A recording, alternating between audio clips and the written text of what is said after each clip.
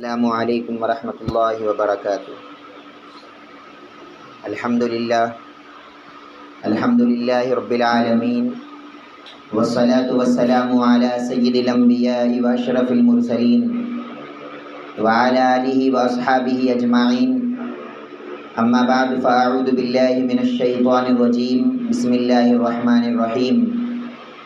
قال اللہ تبارک و تعالی فی شأن حبیبہ ان اللہ وملائکتہ یصلون علی النبی یا ایہا الذین آمنوا صلوا علیہ وسلموا تسلیما اللہم صلی علی سیدنا شفیعنا حبیبنا نبینا مولانا محمد وعلی آل سیدنا و مولانا محمد وبارک وسلم۔ محترم دوستو، اللہ تبارک و تعالیٰ کا فضل و کرم ہے کہ اس نے ہم سبوں کو پیارے آقا جناب محمد رسول اللہ صلی اللہ علیہ وسلم کی مبارک امت میں پیدا فرمایا اور اس امت میں پیدا ہونے کا فخر عظیم عطا فرمایا، الحمدللہ۔ محترم دوستو، آج ہم اللہ کے فضل و کرم سے اللہ کی یاد کرنے کے لیے اللہ کے گھر میں جمع ہوئے ہیں۔ قرآن پاک میں اللہ تبارک و تعالیٰ ارشاد فرماتا ہے، یا ایھا الذین آمنوا اتقوا اللہ وکونوا مع الصادقین۔ اے ایمان والو، تم اللہ تبارک و تعالیٰ سے ڈرو اور اللہ والوں کے ساتھ ہو جاؤ۔ اس آیت میں اللہ تبارک و تعالیٰ نے دو باتوں کا حکم دیا ہے۔ ایمان والوں سے اللہ تبارک و تعالیٰ مخاطب ہے، بات کر رہا ہے، اور دو باتوں کا اللہ تبارک و تعالیٰ اس آیت میں حکم دے رہا ہے۔ پہلی بات اللہ تبارک و تعالیٰ نے ارشاد فرمایا کہ اے ایمان والو، تم اللہ سے ڈرو۔ تو پہلی بات اللہ سے ڈرنے کا اللہ تبارک و تعالیٰ نے جو ہے حکم دیا، اور پھر دوسرا حکم اللہ نے دیا کہ اللہ والوں کے ساتھ ہو جاؤ، یعنی جو میرے نیک بندے ہیں، جو میرے اللہ والے ہیں، ان کی صحبتوں میں جاؤ اور ان کے سنگتوں میں بیٹھو۔ یہ قرآن کا حکم ہے۔ یہ دو چیزیں ذہن میں رکھنے والی بات ہیں جو اللہ تبارک و تعالیٰ نے اس آیت میں ذکر کیا۔ اب اس سے کیا کیا فائدے ہوتے ہیں، یہ دو باتوں کا ہی حکم کیوں دیا گیا، میں اس کے اوپر انشاءاللہ ڈسکس کروں گا۔ پہلے آپ کو یہ بتاؤں گا کہ صحبت ایک ایسی چیز ہے، کسی کے صحبت میں رہنا، کسی کے سنگت میں رہنا، یہ ایک ایسی چیز ہے کہ بغیر کسی کی صحبت میں بیٹھے کے اور بغیر کسی کی سنگت میں آئے کہ دنیا میں کسی کو اللہ مقام اور مرتبہ عطا نہیں کرتا۔ کسی کو اللہ تبارک و تعالیٰ کچھ مقام دیتا ہے، کچھ مرتبہ دیتا ہے، تو صرف اور صرف اچھی صحبتوں کی وجہ سے اللہ تبارک و تعالیٰ مقام اور مرتبہ دیتا ہے۔ سب سے پہلے آپ دیکھیے، سرکار دو عالم صلی اللہ علیہ وسلم جو اللہ تبارک و تعالیٰ کے پیغمبر ہیں، اور ساری کائنات میں اللہ تبارک و تعالیٰ نے پوری مخلوق میں سب سے بڑا مقام اللہ نے سرکار کو دیا۔ پوری مخلوق میں اللہ تبارک و تعالیٰ نے سب سے بڑا مرتبہ رسول اللہ صلی اللہ علیہ وسلم کو عطا کیا۔ یہ بڑا مرتبہ رسول کو ملا تو کیسے ملا؟ اس پر کبھی ہم نے غور نہیں کیا کہ آخر اللہ تبارک و تعالیٰ نے جو سرکار دو عالم صلی اللہ علیہ وسلم کو تمام نبیوں کا سردار بنایا اور پوری مخلوق کا اللہ تبارک و تعالیٰ نے بادشاہ اور حاکم سرکار کو بنایا، تو کیسے بنایا اور کیوں بنایا؟ بات غور کرنے والی ہے، اور وہ یہ ہے کہ جب اللہ تبارک و تعالیٰ نے سرکار کے نور کو پیدا کیا تھا، سب سے پہلے حدیث مبارک ہے، رسول اللہ فرماتے ہیں اول ما خلق اللہ نوری، کہ اللہ تبارک و تعالیٰ نے سب سے پہلے اگر کسی مخلوق کو پیدا کیا تو وہ رسول اللہ صلی اللہ علیہ وسلم کے نور کو پیدا کیا۔ اب جب وہ نور کو پیدا کیا تو اس نے کیا کیا؟ حدیث مبارک میں ہے، رسول اللہ صلی اللہ علیہ وسلم ارشاد فرماتے ہیں جب اللہ تبارک و تعالیٰ نے میرے نور کو پیدا کیا تو میں کیا کرتا تھا اس وقت، جبکہ نہ وقت تھا، نہ زمان تھا، نہ مخلوق تھی، نہ کچھ تھا، نہ کیا تھا، صرف میں تھا اور خدا کی ذات تھی۔ تو میں کیا کرتا تھا؟ خدا کی بارگاہ میں رہا کرتا تھا، خدا کی صحبت میں رہا کرتا تھا، خدا کی تسبیح بیان کرتا تھا، خدا کا ذکر کیا کرتا تھا۔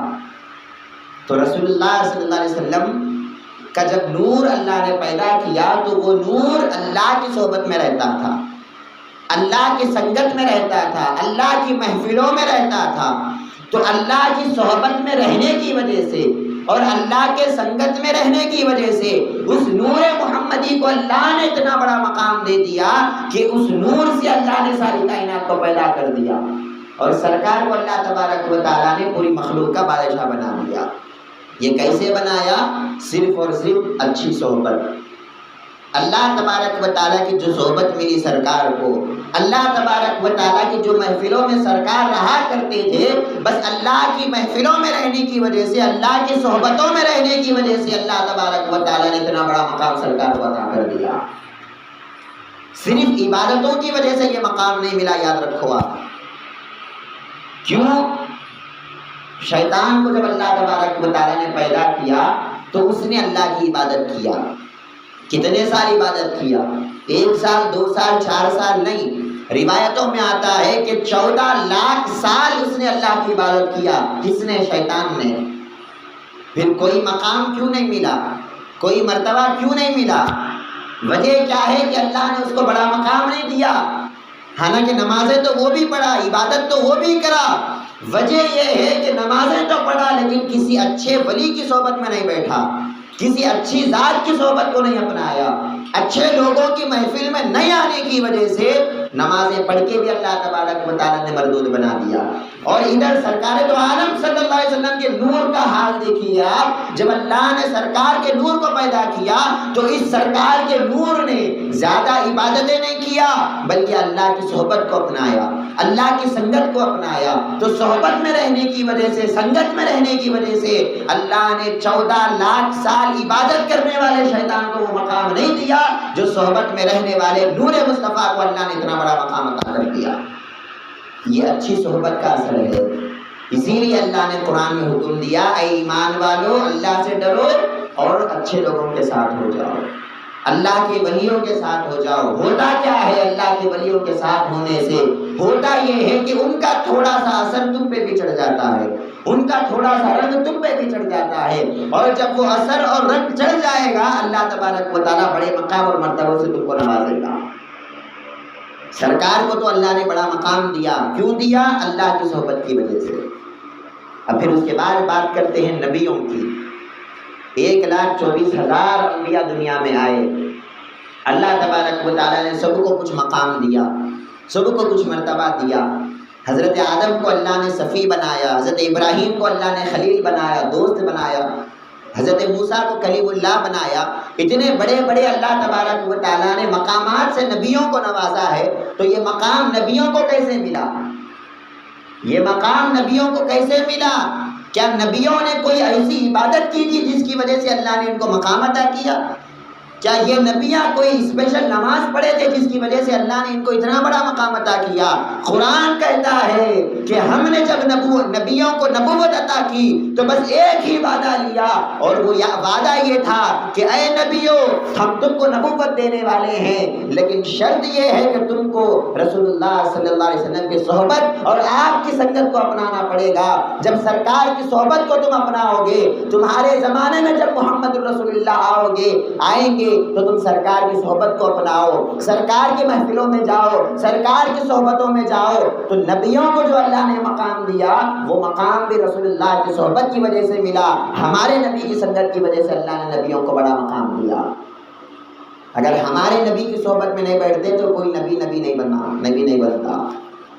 تو معلوم یہ ہوگا کہ بڑا مقام اللہ جب دے رہا ہے تو ساتھ میں یہ دیکھ رہا ہے کہ یہ کس کی سنگت میں بیٹھنے والا ہے، یہ کس کی صحبت میں بیٹھنے والا ہے۔ جس کی صحبت میں بیٹھے گا اللہ اسی کا حکم اس پہ بھی لگائے گا۔ اور اس کے بعد آپ دیکھو صحابہ اکرام کی بات ہم کرتے ہیں، اللہ تبارک و تعالیٰ نے کیا مقام دیا صحابہ کو۔ قرآن میں اللہ تبارک و تعالیٰ نے اعلان فرما دیا، رضی اللہ عنہم ورضوا عنہ، اللہ ان صحابہ سے راضی ہے اور یہ صحابہ اللہ سے راضی ہے۔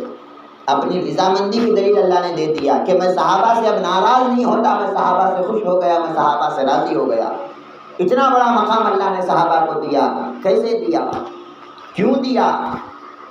جب صحابہ کا انٹروڈکشن قرآن میں اللہ کر رہا ہے تو کس الفاظ میں کر رہا ہے اللہ تبارک و تعالیٰ؟ یہ نہیں فرما رہا ہے کہ دیکھو اے لوگوں، میں نے صحابہ کو یہ جو مقام دیا، یہ ایسے لوگ ہیں جو زیادہ عبادت کرتے ہیں، یہ نہیں فرمایا۔ یہ ایسے لوگ ہیں جو زیادہ ذکر کرتے ہیں، یہ نہیں فرمایا۔ بلکہ جب صحابہ کا تعارف کرایا، صحابہ کا انٹروڈکشن کرایا، تو قرآن کہتا ہے محمد الرسول اللہ والذین معہ۔ یہ قرآن کے الفاظ ہے کہ قرآن کہتا ہے کہ صحابہ وہ لوگ ہیں جو سرکار دو عالم کے ساتھ رہنے والے ہیں، سرکار کی سنگت میں رہنے والے ہیں، سرکار کی صحبت میں رہنے والے ہیں۔ تو اللہ تبارک و تعالیٰ نے صحابہ کو بھی جو مقام دیا، صرف اور صرف اس وجہ سے دیا کہ وہ جناب محمد رسول اللہ کی صحبت میں رہتے ہیں۔ تو صحبت میں رہنے کی وجہ سے اللہ تبارک و تعالیٰ مقام اور مرتبے دے رہا ہے۔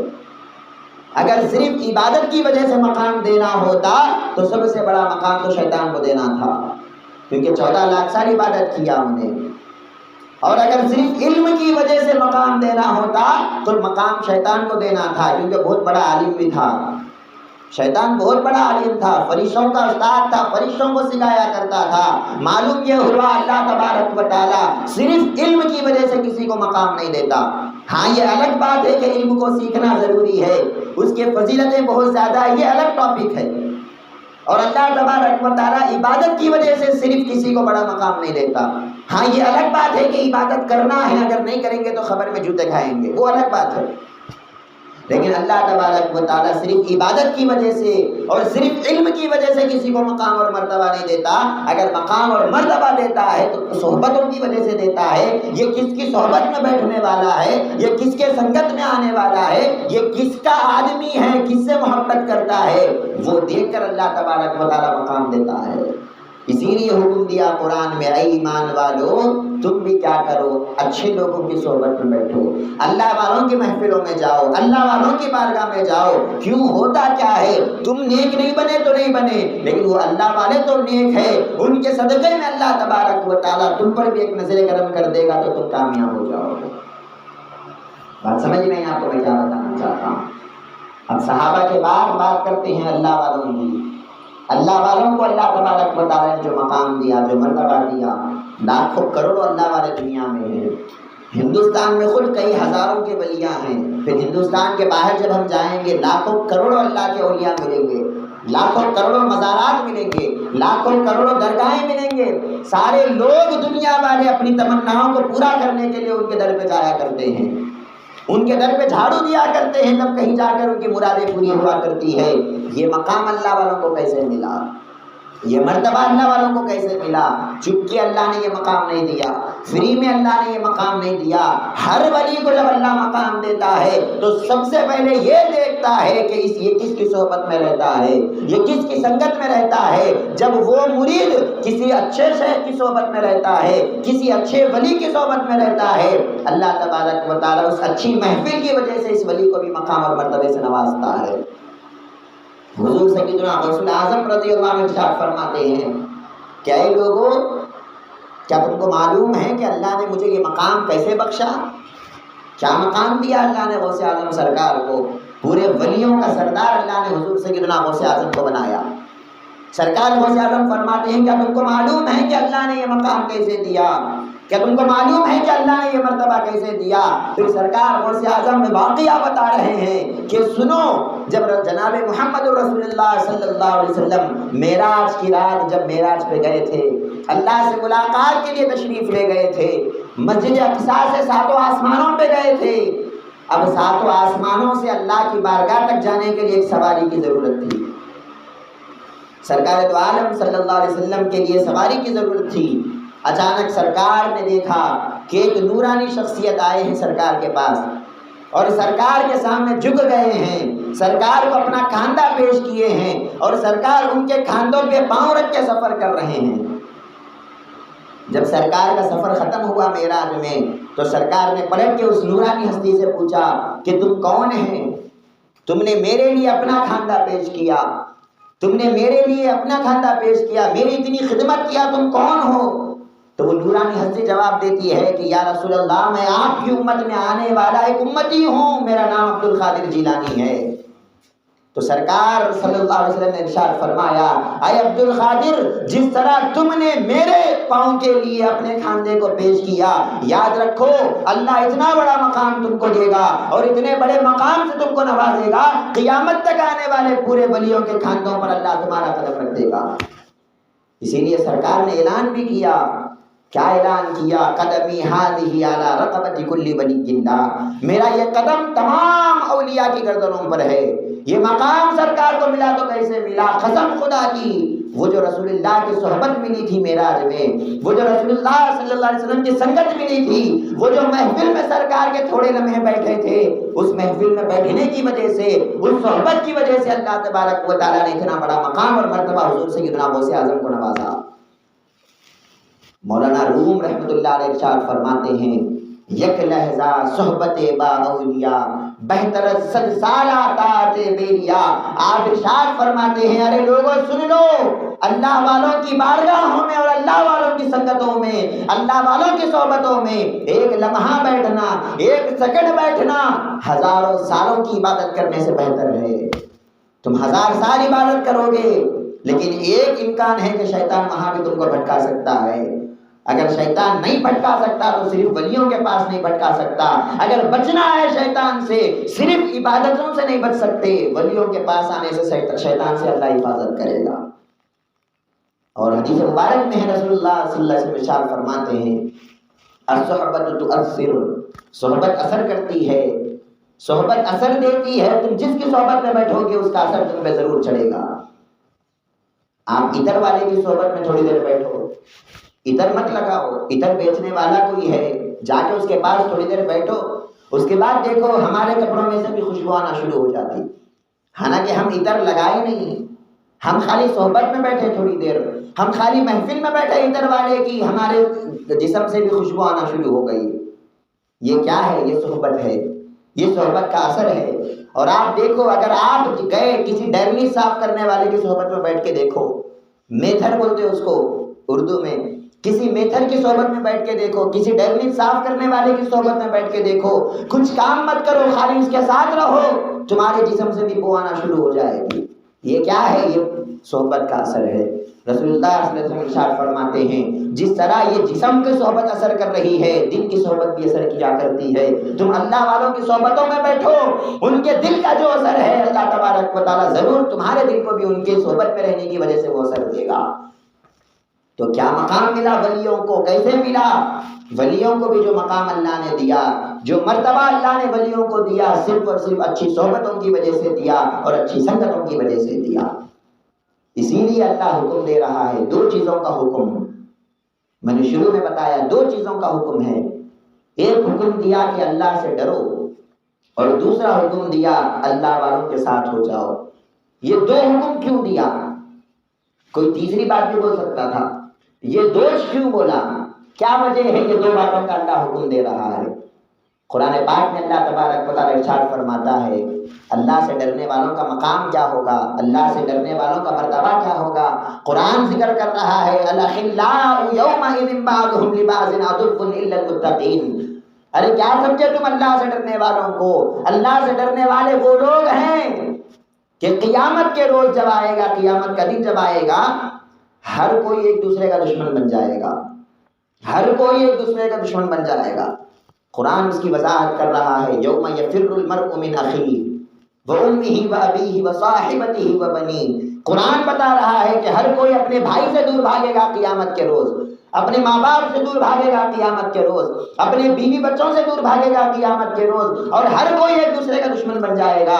لیکن جو اللہ سے ڈرنے والا ہے وہ قیامت میں دشمن نہیں بنے گا، وہ تمہارا دوست بنے گا۔ تو اسی لیے اللہ نے پہلے تو اللہ سے ڈرنے کا حکم دیا۔ کیوں ڈرنے کا حکم دیا؟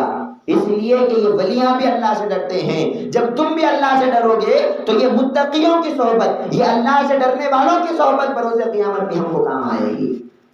ورنہ اگر اللہ سے نہیں ڈریں گے اور بغیر تقوی کے اور بغیر اللہ کے ڈر کے صرف ولیوں کی صحبت میں آئیں گے، اللہ تبارک و تعالیٰ تھوڑا بہت تو دے دے گا، لیکن وہ مقام سے نہیں نوازے گا جو مقام حقیقت میں ملنا چاہیے۔ اسی لیے حکم کیا دیا؟ پہلے اللہ سے ڈرو، اللہ کا تقوی اختیار کرو، اس کے بعد ولیوں کے پاس آؤ۔ تھوڑے لوگ ایسے دیکھتے ہیں ہم لوگ کہ ولیوں کی بارگاہوں پہ جب آتے ہیں تو دنیا کی باتیں کرتے ہیں، دنیا کے باتیں بول لیتے ہیں، دنیا کے قصے بول لیتے ہیں، دنیا کی پوری ہسٹوری سنا لیتے ہیں، میں ایسا کرا، وہ ایسا کرا، ایسا ہوا، جب ایسا ہوا۔ ارے دنیا بتانے کے لیے ولی کے پاس نہیں آنا چاہیے، ولی کے پاس تو اللہ کو لینے آنا تھا، ولی کے پاس تو اللہ کے قریب جانے کے لیے آنا تھا۔ جب یہاں پہ آئے تو ذکر میں لگنا تھا، جب یہاں پہ آئے تو درود شریف پڑھنا تھا، جب یہاں آئے تو قرآن کی تلاوت کرنا تھا، جب یہاں آئے تو دعائیں پڑھنا تھا۔ لیکن افسوس کی بات ہے کئی لوگ ایسے بھی ہیں جو ولیوں کے پاس آتے ہیں تو صرف دنیا کی باتیں کرتے ہیں۔ ایسے لوگوں کو اللہ تنبیہ کر رہا ہے، آگاہ کر رہا ہے اور کہتا ہے اے ایمان والو پہلے ڈرو تم اللہ سے، اس کے بعد ولیوں کا جاؤ۔ کیوں؟ جب تم ولیوں کے پاس جا کے دنیا کی باتیں کرو گے، وہ ولی کی بے ادبی نہیں ہوگی، وہ اللہ کی بے ادبی سمجھی جائے گی۔ جب تم ولیوں کے پاس جا کر دنیا کی باتیں کرو گے، ولیوں کی بے ادبی کرو گے، اس سے ولیوں کو غصہ نہیں آئے گا، اللہ کو جلانا جائے گا۔ فرمایا من عادی لی ولی فقد آذنتہ بالحرب، اگر تم میرے کسی ایک ولی سے دشمنی کرے، دشمنی کرنے کا مطلب کیا ہے؟ دشمنی کرنا بول تو ایک دم اپوزٹ میں آ جانا، جنگ کر لینا، یہ مطلب نہیں ہے دشمنی کرنے کا۔ دشمنی کرنے کا مطلب یہ ہے کہ اگر آپ ولیوں کا ادب نہیں کریں گے، بے ادبی کریں گے، تو وہ بے ادبی سب سے بڑی دشمنی ہے۔ اور اللہ کے رسول کیا فرماتے ہیں کہ اللہ کہتا ہے اگر کوئی میرے ایک ولی سے دشمنی کرا، بے ادبی کرا، یہاں پر آ کر بے ادبی کرے گا، فقد آذنتہ بالحرب، تو اللہ تبارک و تعالیٰ یہ اعلان کر رہا ہے کہ میں تم سے جنگ کا اعلان کرتا ہوں، میں تم سے لڑوں گا، میں تم سے جنگ کروں گا۔ مطلب کیا ہے؟ تم ولیوں کی بے ادبی کرو گے تو میں تمہارا دشمن بنوں گا۔ تو ولیوں کی بے ادبی اللہ کی بے ادبی سمجھی جائے گی، ولیوں کی دشمنی اللہ کی دشمنی سمجھی جائے گی، اور ولیوں کی صحبت اللہ کی صحبت سمجھی جائے گی۔ اسی لیے حکم دیا ولیوں کی صحبت میں بیٹھو، اسی لیے حکم دیا پہلے اللہ سے ڈرو، اس کے بعد آؤ ولیوں کے پاس۔ اللہ سے بغیر ڈرے مت آؤ۔ کیوں؟ اگر بغیر تقوی کے تم آؤ گے، بوجھ گندی زندگی، بوجھ گناہوں والی زندگی لے کر ولیوں کے پاس آؤ گے، کچھ ملنے والا نہیں ہے تم کو۔ ہاں اللہ تبارک و تعالیٰ تھوڑا بہت دے دے گا ضرور ولیوں کے طفیل، لیکن کچھ ملنے والا نہیں ہے۔ اگر ولیوں کے پاس آنا ہے پہلے گناہوں سے پاک ہو کے آؤ، تقوی والی زندگی پہلے اپناؤ، اور جب اللہ سے ڈرتے ہوئے تم رہو گے، اس کے بعد جب ولیوں کے پاس آؤ گے، ہم تم کو اتنا نوازیں گے تم نے کبھی سوچا بھی نہیں تھا کہ ہم نے کتنا نواز دیا، اور بڑا مقام اور مرتبہ ہم تم کو عطا کریں گے۔ کیوں عطا کریں گے؟ کس وجہ سے عطا کریں گے؟ ایک تقوی کی وجہ سے اور دوسرا ولیوں کی صحبت کی وجہ سے۔ یہ دو چیزیں آج ہمارے اندر ہونے کی ضرورت ہے۔ آج ہمارے پاس نہ ولیوں کی صحبت ہے، نہ ہمارے پاس اللہ کا تقوی ہے۔ شیطان نے ان دو چیزوں سے ہم کو دور کر دیا۔ آج ہم کو ان دو چیزوں کو پھر سے اپنانے کی ضرورت ہے، اللہ سے ڈرنے کی ضرورت ہے۔ اللہ کا ڈر بولے تو کیا ہے؟ اگر کوئی نماز چھوڑ دیا مطلب یہ ہے کہ اللہ سے نہیں ڈرتا، اگر کوئی روزہ چھوڑ دیا مطلب یہ ہے کہ اللہ سے نہیں ڈرتا، اگر کوئی جھوٹ بول دیا مطلب یہ ہے کہ اللہ سے نہیں ڈرتا۔ مطلب یہ ہے کہ جو اللہ نے حکم دیا بس ان حکم کو پابند کرنا، ان حکم کو ماننا اور اللہ کے احکام پر عمل کرنا، یہ اللہ سے ڈرنا ہے۔ یعنی اللہ بولے سو باتیں سن لینا، جھوٹ نہ کو بولو بولا بس نہیں بولنا، نماز پڑھو بولا بس پڑھنا، روزہ رکھو بولا بس رکھنا، گانے مت گاؤ بولا بس نہیں گانا۔ یعنی اللہ نے جو بول دیا وہ سن لیے، اس کے بعد ولیوں کے پاس آئے، یعنی نیک بنے پہلے، اس کے بعد ولیوں کے پاس آئے۔ تو قرآن کہہ رہا ہے کہ یاد رکھو یہ جو دوستی ہے تمہاری ولیوں سے، اور یہ جو ولیوں کی صحبتوں میں تم آتے ہو، یہ دوستی صرف دنیا میں نہیں، یہ دوستی آخرت میں تم کو کام آئے گی۔ اس وقت جب کہ کوئی تمہارا مددگار نہیں ہوگا، اس وقت جب کہ کوئی تمہارا مدد کرنے والا نہیں ہوگا، باپ بھی دور بھاگے گا، ماں بھی دور بھاگے گی، بیوی بچے دور بھاگیں گے، اللہ والے دور نہیں بھاگیں گے، اللہ والے اس وقت تمہاری مدد کریں گے۔ اور روایتوں میں آتا ہے، کتابوں میں نے یہ واقعہ پڑھا ہے کہ ایک آدمی تھا، خانہ کعبہ کا طواف کر رہا ہے، آخری بات بول رہا ہوں، حج کر رہا ہے، خانہ کعبہ کا طواف کر رہا ہے، اور خانہ کعبہ کے غلاف کو پکڑ کے دعا مانگ رہا ہے۔ کیا دعا؟ اللہم اصلح اخوانی، اللہم اصلح اخوانی، اے اللہ میرے دوستوں کو نیک بنا دے۔ کیا دعا کرنا؟ اے اللہ میرے دوستوں کو نیک بنا دے۔ اس سے پوچھا، کسی نے پوچھا، کسی ولی نے، ارے بھائی یہ کعبہ ہے، یہاں پر اپنے لیے بھی کچھ مانگ لے، اپنے بیوی بچوں کے واسطے کچھ مانگ لے، اپنی آخرت کے لیے کچھ مانگ لے، دوستوں کے واسطے دعا کر رہا ہے۔ تو وہ شخص جواب دیتا ہے کہ رسول اللہ نے فرمایا تھا جس کی صحبت میں تم بیٹھو گے اللہ تبارک و تعالیٰ انہی کی صحبت میں تم کو بروز قیامت اٹھائے گا۔ میں اپنے دوستوں کے نیک بننے کی اس لیے دعا کر رہا ہوں، اگر میرے دوست پورے نیک بن جائیں گے، جب میں ان کی صحبتوں میں جاؤں گا، ان کی صحبتوں میں بیٹھوں گا، تو نیک لوگوں کی صحبت میں بیٹھنے کی وجہ سے اللہ مجھے بھی نیک بنا دے گا۔ اب مجھے دعا مانگنے کی ضرورت نہیں ہے، خود بخود اللہ وہ نیکی مجھے بھی دے دے گا۔ شرط یہ ہے کہ اچھی صحبت ہونا، اچھی سنگت ہونا، یہی حکم اللہ دے رہا ہے۔ کونوا مع الکاذبین نہیں بولا، جھوٹوں کی صحبت میں جاؤ نہیں بولا، سچوں کی صحبت میں جاؤ بولتا ہے۔ میرے دشمنوں کی صحبت میں جاؤ نہیں بولتا ہے، میرے دوستوں کی صحبت میں جاؤ بولتا ہے۔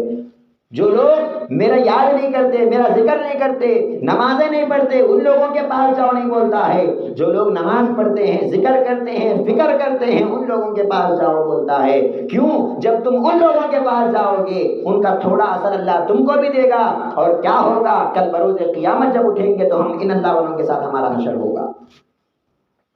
یاد رکھیے آپ، حضور صلی اللہ علیہ وسلم ارشاد فرماتے ہیں، ایک صحابی آئے سرکار کے پاس، کہنے لگے یا رسول اللہ متی الساعۃ، قیامت کب آتی؟ سرکار کو پوچھ رہے ہیں قیامت کب آتی؟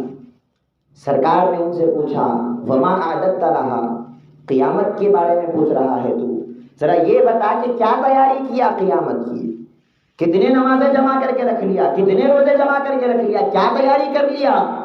اب وہ صحابی جواب دیتے ہیں یا رسول اللہ ما اعددت لها من کبیر صیام ولا صلاۃ الا انی احب اللہ ورسولہ۔ وہ صحابی جواب دے رہے ہیں کہ اے اللہ کے رسول، نہ میں نے قیامت کے لیے زیادہ نمازیں جمع کیا، نہ قیامت کے لیے زیادہ روزے جمع کیا، اگر کچھ جمع کیا ہوں تو اللہ کی محبت اور اللہ کے رسول کی محبت کو میں نے جمع کیا۔ ان کی صحبتوں میں آتا ہوں، ان کی محفلوں میں آتا ہوں، ان کی محفلوں کو میں نے جمع کر لیا، ان کی صحبتوں کو میں نے جمع کر لیا۔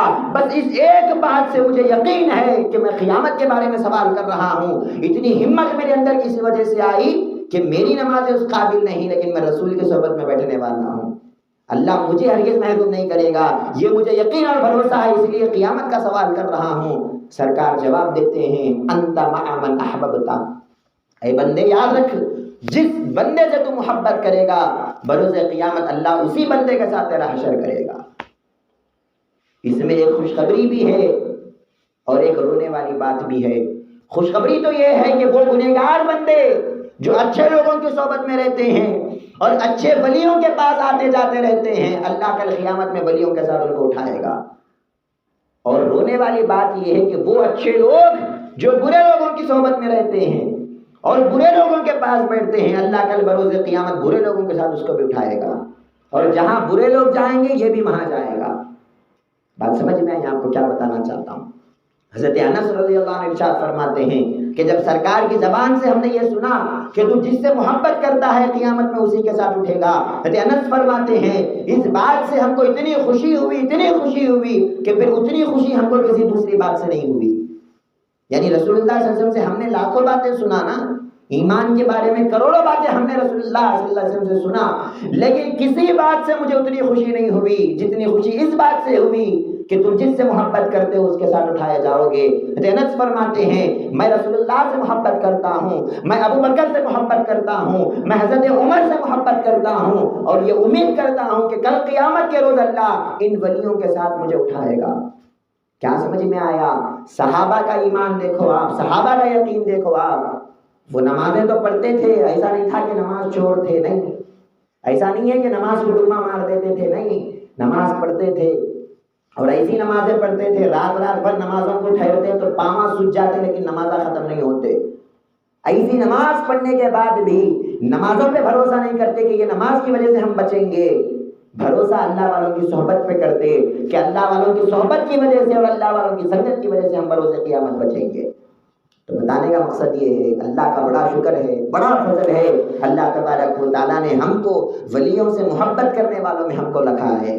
اب ہمارے لیے اللہ نے جو دو حکم دیا تھا، دو آرڈرز دیے تھے، ایک تو اللہ سے ڈرنے کا حکم دیا تھا، ایک ولیوں کے ساتھ ہونے کا حکم دیا تھا۔